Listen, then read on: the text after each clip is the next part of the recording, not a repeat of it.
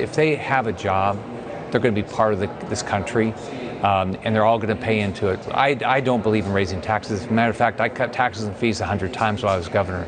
So I'm not going to raise anybody's taxes. I'm not going to raise anybody's taxes. And that was Republican Florida Senator Rick Scott discussing on Fox Business News his Rescue America agenda. But just moments later, after saying that he's not going to raise taxes even on people who make so little income that they don't pay any income taxes, Rick Scott then flipped and contradicted himself, saying that everybody who works will pay. Watch. You ought to participate in our capitalist system, pay your fair share of the taxes. Hello, whiplash. Taxes, no taxes. Taxes, no taxes. Well, if that's pretty shameless, just seconds later, in the same interview to contradict yourself, well, he did it again. For a third time, he flipped back to his original position that, oh, he's never going to raise taxes on anybody. Watch.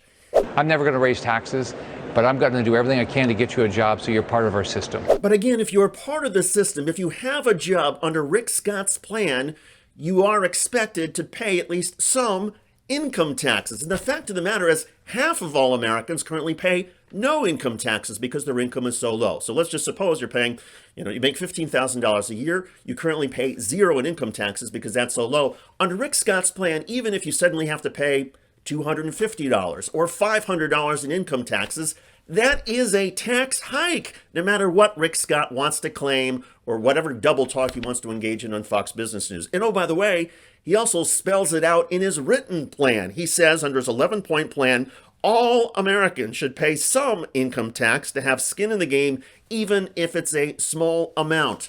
That is Rick Scott's own plan.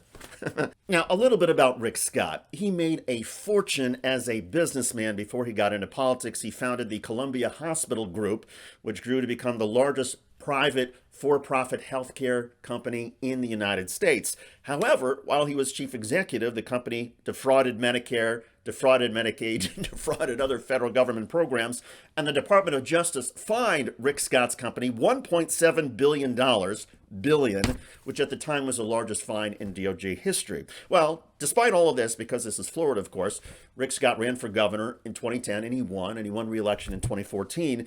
As governor, the National Rifle Association gave him an A+ rating, saying that he signed more pro-gun laws in one term than any Florida governor in history. As a senator, Rick Scott has been a consistent conservative, voting even against the formation of the January 6th commission to investigate the Capitol insurrection.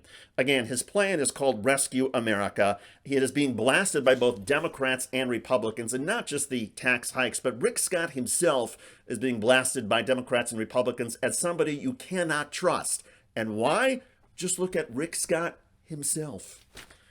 I'm David Shuster. Thanks for joining us. Tell me what you think in the comment section.